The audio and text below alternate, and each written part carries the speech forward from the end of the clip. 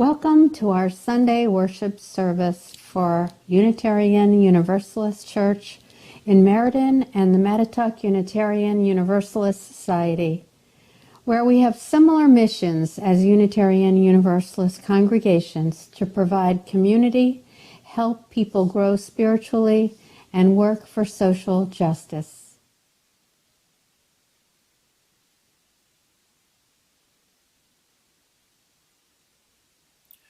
The reading is from the book John Muir, Spiritual Writings, edited by Tim Flinders. Muir wrote about the Sierras.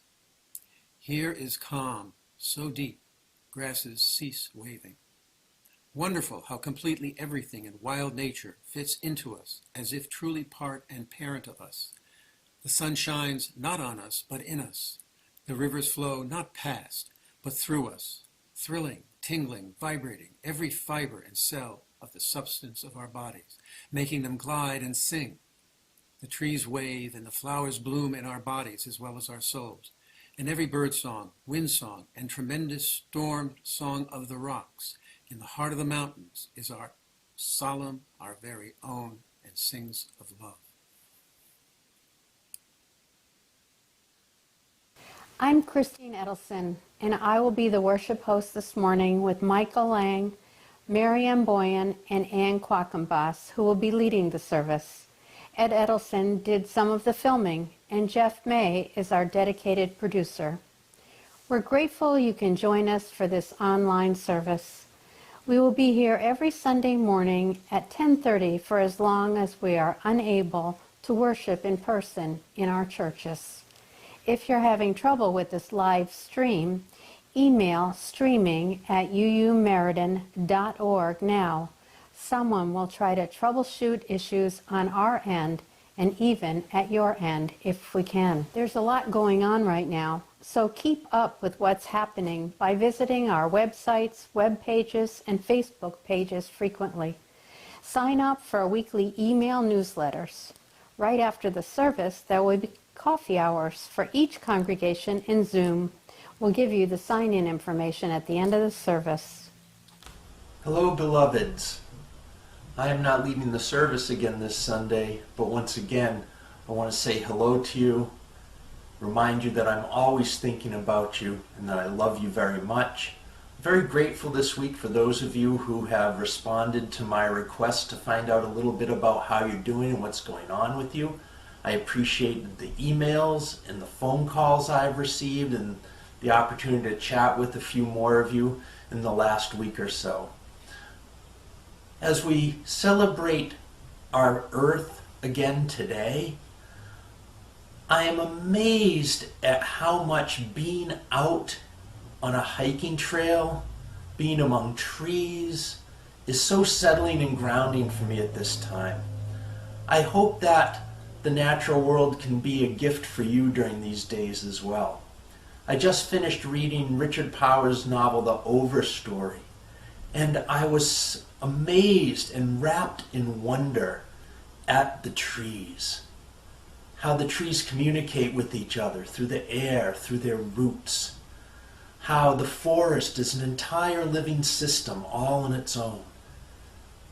And I'm really grateful for the times when I'm out walking among the trees, that I start to get a sense of how much we miss by not taking care of our planet the way we should, and how much we have yet to learn. It is as mystical an experience as gazing up at the stars. So I wish for you, as we celebrate Earth Day again, that the Earth gives you a gift this spring that helps bring you back to life and helps you connect to the wonder of our existence.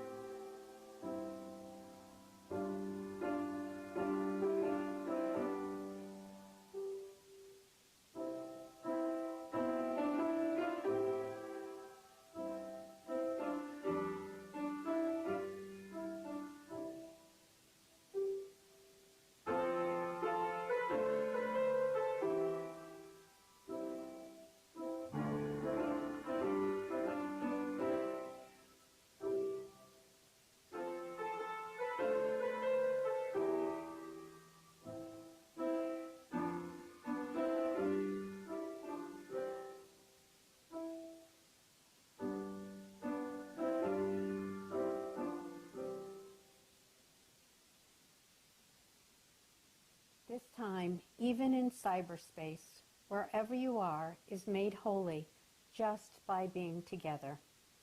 Being Unitarian Universalists, we start our service by lighting the flaming chalice, the symbol of our faith.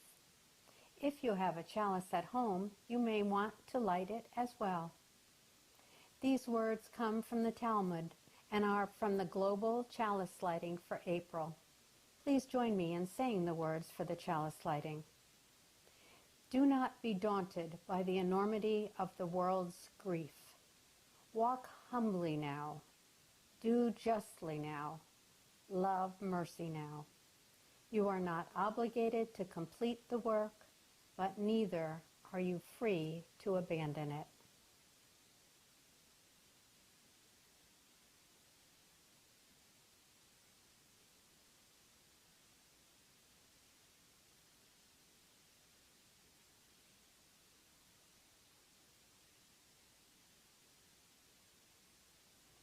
Do you ever wonder about the names of things? I do. I'm curious about words, especially when they have to do with what's around me. This is the Pomperog River at a place called Bent of the River. Pomperog. I wonder about the man, Chief Pomperog. What was he like? He was long buried before settlers from Stratford came up here to this area in 1673, before the town was called Woodbury, which means dwelling place in the woods. And although Pomperog had been dead for decades, the people who loved him put stones and rocks on his grave. It was near the center of town. I would still like to place a rock on his grave. I'm not sure why. I like to imagine that he was a good leader, a calm leader, who listened to his people, and he was not obstreperous. I like to feel that although things happened a long time ago, I am linked to them and formed by them. That's why I'd like to place a rock on Pomperog's grave, even if it's in my imagination. I hike at this place, the Bent of the River. When I look at the map, the river does bend, indeed. I would have called it the bend in the river, but nobody asked me. Mostly, I like the many, many stone walls here in this place. Some of them are zigzaggy. There's even a trail called Zigzag Trail, where guess what? The stone walls zig and zag. I like to imagine that they are large rocky snakes, even dragons perhaps. I like to imagine them as reptilian art, built by people who loved this land more than I do. Do you imagine stories are the ending of stories too? I love the sounds in nature, the wind, the crunch of leaves in the fall, the birds. There is always a lot going on in the bird world. I like the sounds of owls and hawks. I like to imagine what the sounds were like in this place a few hundred years ago, when there were plenty of mountain lions and wolves. Mon Dieu, I would have been frightened. Another sound back then was drumming. Do you know that today we have Twitter and television, but back then high places, tops of ridges and mountains were used as places for drummers to send messages. I like to pretend I hear them and understand them. Oh, the drums tell me danger. We need to hide out for a bit. Interesting, just like today. The amazingness of nature is not only in the woods. You can observe a nature place anywhere. Once I saw hundreds of crows in trees in a nearby city. Can you picture that? Hundreds. They were so loud and they were so great. I wondered why they were there, but I also felt like I was part of something bigger than me, like I was attending a big Broadway show of crows. So I encourage you to find your own favorite neck of the woods, whether here or there, Woodbury or Meriden, Connecticut or not, and be curious. Wonder about what's going on around you, wherever you are.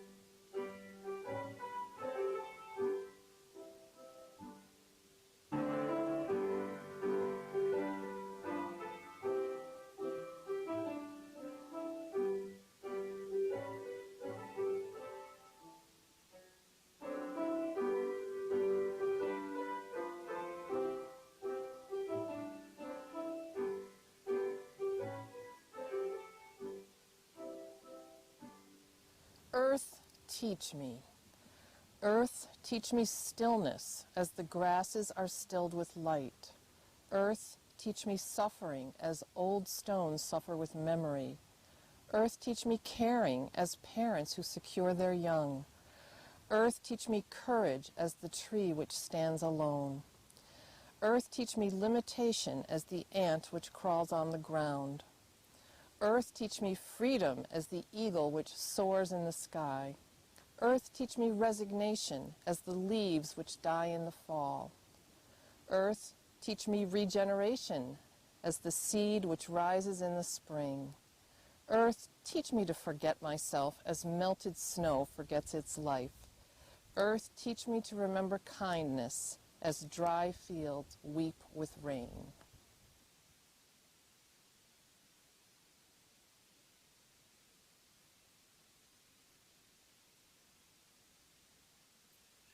Good morning. My name is Michael Lang. I am a member of the Social Justice Committee and the Green Sanctuary Committee here at the Mattatuck Unitarian Universalist Society in Woodbury. These committees together work towards a greener earth for all, following the seventh principle of the Unitarian Universalist Society, that is, respect for the interdependent web of all existence of which we are all a part. Today our service celebrates Earth Day, and I would like to share some thoughts about my own awakening into a greater consciousness about the earth and how I developed a deeper understanding of how people can become better stewards of the earth and her bounty. I thought these recollections might spur you to think about your own life journey and where you are today. Basically, I became an environmentalist through encounters with a number of extraordinary people who I call the sages of environmentalism. I was born in New York City and lived there until 1954. The late Boris Lang, my stepfather, then entered my life and brought me to stunningly beautiful but remote reaches of South Kent. Being a city kid, it took a while to adjust. He was an unusual man, a conservatory-trained concert pianist who studied with Rachmaninoff, but he was also an avid part-time farmer. Boris was my first sage, though I did not appreciate this at the time, of course. His views on farming were that of an organic farmer. He often spoke of heavy farm machinery, compacting the land, causing erosion, topsoil depletion. He stressed the need to use compost, not chemical fertilizer, because that killed the soil microbes and the worms that aerated the soil.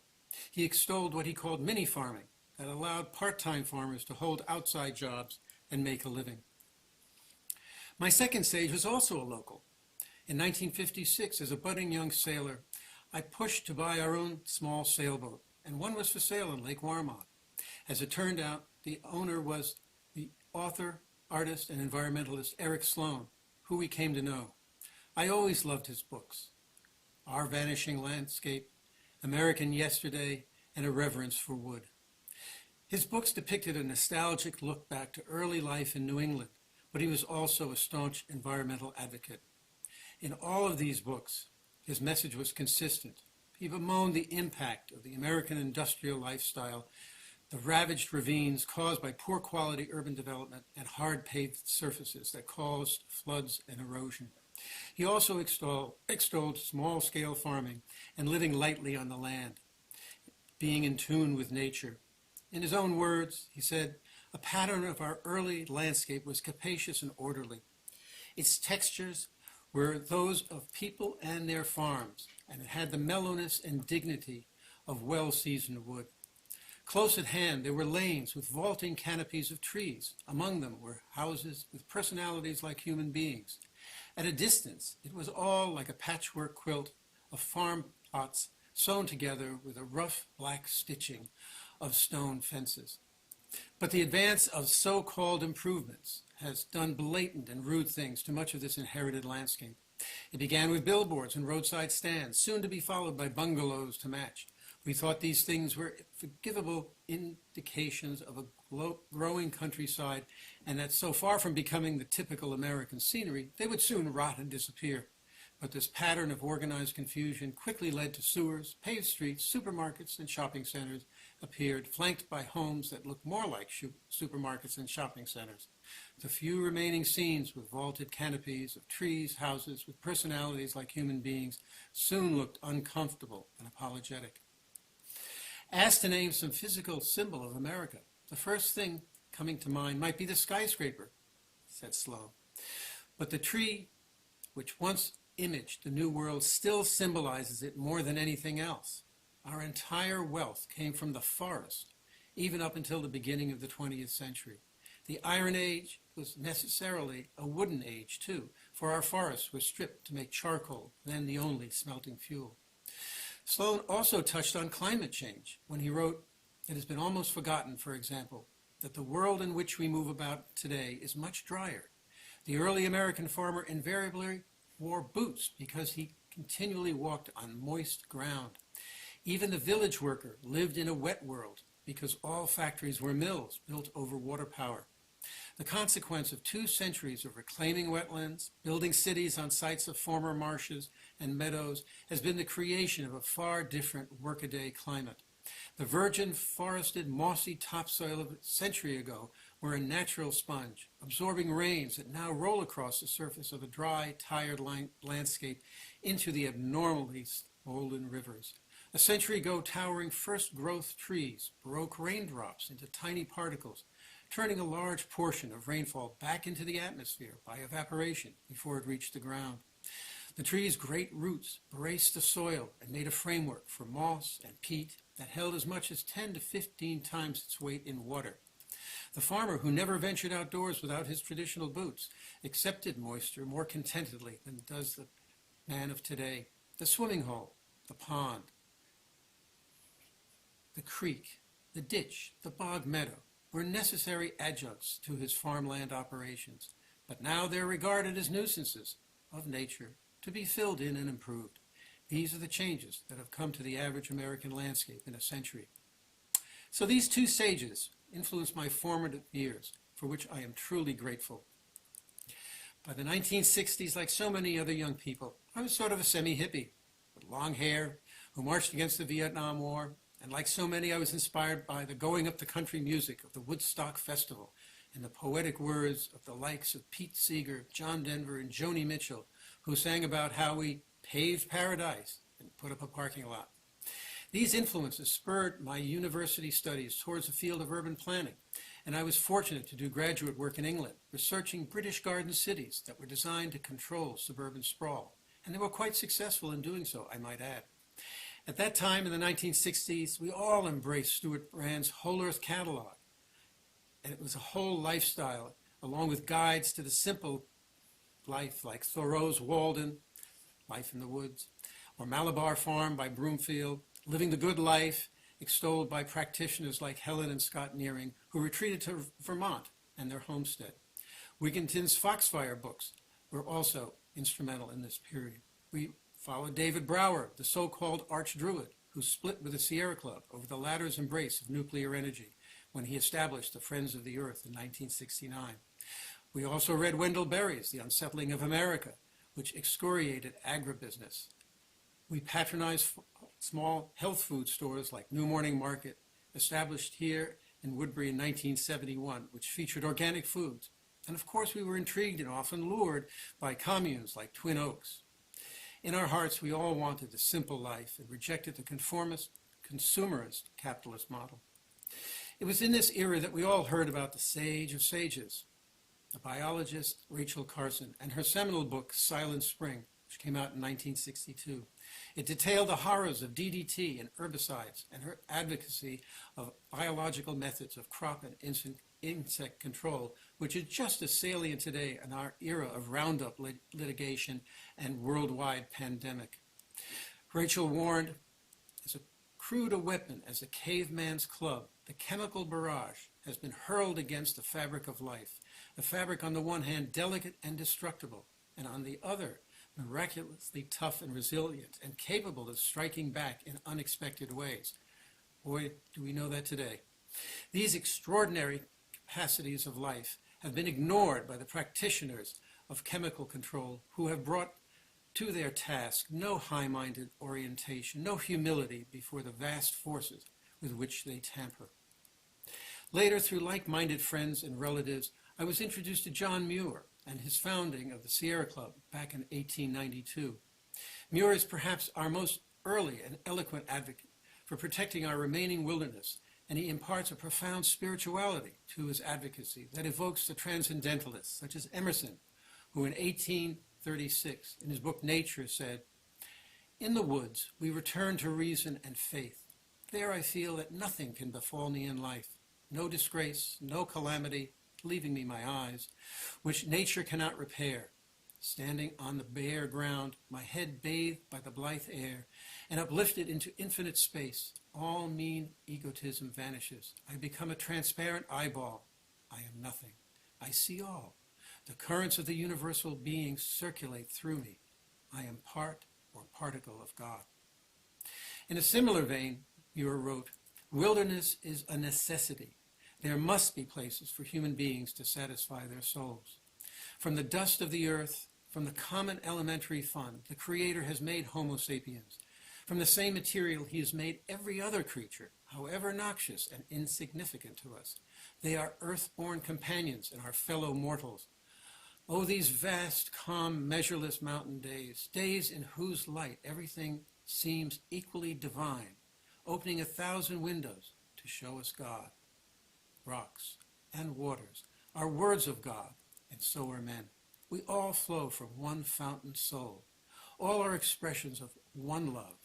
No synonym for God is so perfect as beauty, whether as seen carving the lines of the mountains with glaciers, or gathering matter into stars, or planning the movements of water, or gardening. Still, all is beauty." Muir's evocative writings were accompanied by his strenuous efforts, along with others, such as Aldo Leopold and Benton MacKay, to establish our great national parks, wilderness areas, and the Appalachian Trail, and develop a national movement for conservation. We owe them much. My own path to becoming an environmental steward was filled with potholes. Reality in the guise of the Vietnam-era draft was a salient decision maker. So instead of homesteading, I went into the Peace Corps and worked with urban squatters near Panama City. Later years saw graduate work in teaching urban planning and community development at Rutgers University in Camden, New Jersey. So where did all this experience lead me? I believe it gave me the understanding and patience to be the father to three wonderful girls who, as they grew up, all became staunch environmentalists, vegetarians or vegans, and worked at health food stores. But fundamentally, it made me focus my professional teaching and research on environmental aspects of urban and regional planning, and led to my book on the British author and environmentalist John Ruskin and the Anglo-American efforts to develop a meaningful system of land development that would preserve open spaces and sensitive environments. The closest we got in this country is when like-minded reformers established the Regional Planning Association of America in 1923, which led to the first regional plan for New York and its environs in 1928, as well as today's Councils of Governments, or COGS. Unfortunately, these weak regional organizations have not been as successful as those in Britain in controlling suburban development and protecting our forests. Throughout the years, back in Woodbury, Boris frequently pleaded I should join him and go into mini farming, but it was never to be, until now in my retirement. So what lessons have I learned? Today, my wife Collie and I have established Red House Farms here in Woodbury, a small-scale organic operation, and converted an abused open field into an orchard of fruit and nut trees. We are planting trees and more trees for crops, for ourselves, as well as the critters in our bit of the forest. We think Boris approves, and we consult him regularly. You might say, well, that's fine for you, but who are some more easily accessed contemporary environmental sages? Well, luckily, there are many to choose from. But to pick just one, check out Janine Benes and the Biomimicry Institute. She is developing scalable biological processes rather than using chemicals to solve problems of pollution and waste, as advocated by Rachel Carson and the others.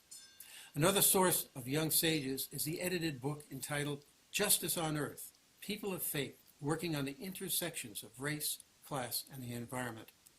So I feel our mantra as good UUs should be fight, fight, fight the forces of industrialization and commodification of life. Campaign for peace, social justice, and our good earth. Now, where do we go from here if we wish to both celebrate Earth Day and do something to heal her and protect her from the very powerful forces ascendant today that would continue to exploit her? I suggest you join a group like the Wilderness Society, the Nature Conservancy, the Sierra Club, Friends of the Earth, or League of Conservation Voters. You could commit to make your next car an electric one. You could put solar panels on your roof, or push your neighborhood association or town to invest in a solar array. You might decide to get behind the push for a carbon tax on fossil fuels, and for sure, support your local land trusts. If you want even more involvement, you might consider moving into a low-impact eco-village co-housing project like Rocky Corner in Bethany, Connecticut, the first such project in our metropolitan area.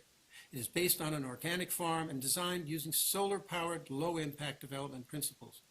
But most important is find your favorite neck of the woods. Go for a walk in the forest and the meadows of our green earth. But after that, get angry, get involved, get organized, and vote. Siga la lucha. Continue the fight. Thank you.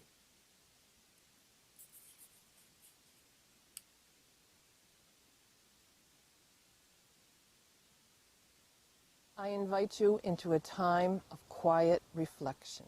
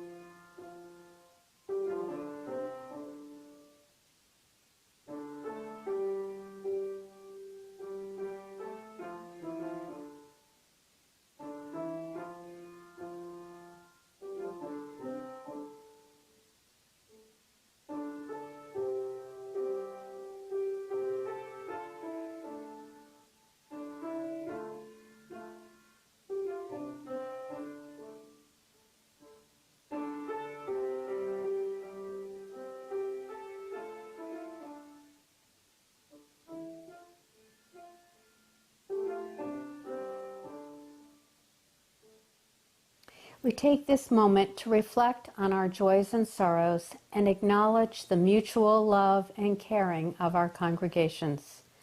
I invite you to briefly share in the chat what is in your heart this morning.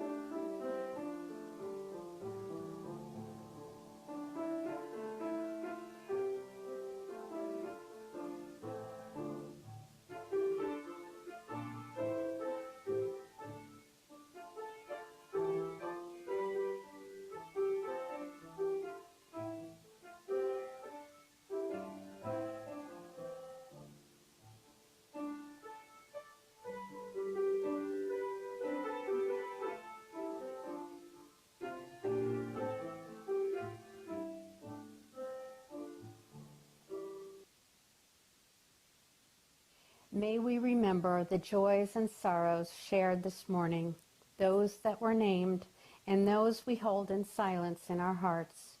Let us conclude this time with Spirit of Life, composed by Carolyn McDade and performed by members of All Souls Unitarian Church in Washington, D.C.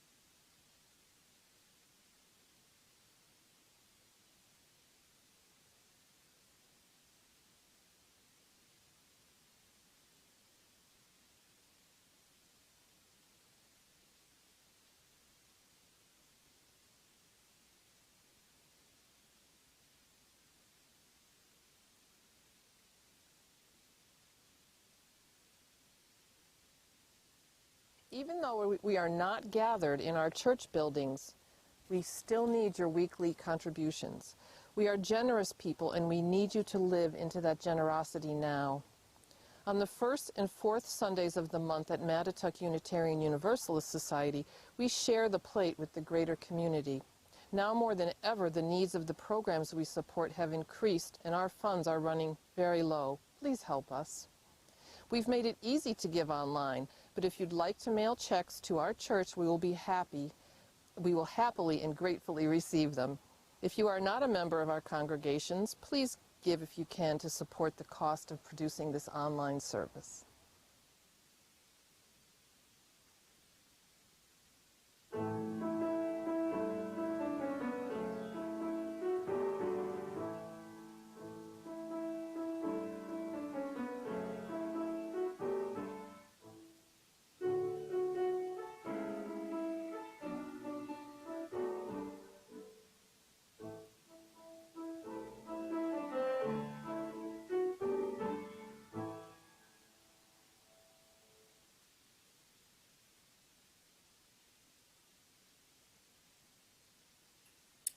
This reading comes from the book Silent Spring by Rachel Carson. Those who contemplate the beauty of the earth find reserves of strength that will endure as long as life lasts. There is something infinitely healing in the repeated refrains of nature, the assurance that dawn comes after night and spring after winter. Cream and sugar, almond milk, decaf, or strong and black. Join us for our Zoom coffee hour at one of the Zoom rooms on your screen and in the Facebook chat window. We'll see you there right after the service. We extinguish this flame, but not the light of truth, the warmth of community, or the fire of commitment. These we carry in our hearts until we are together again. We will get through this time together. We love you. Go in peace. Stay safe.